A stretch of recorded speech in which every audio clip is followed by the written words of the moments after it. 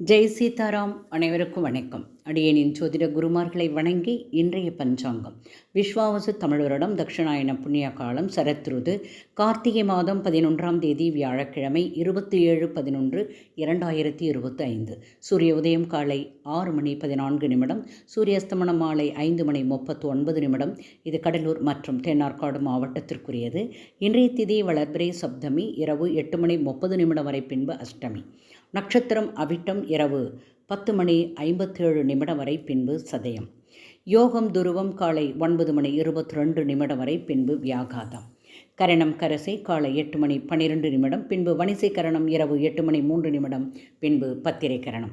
இன்று மரணயோகம் காலை 6:14 வரை, பின்பு சித்தயோகம் இரவு 10:57 வரை, பின்பு மரணயோகம்.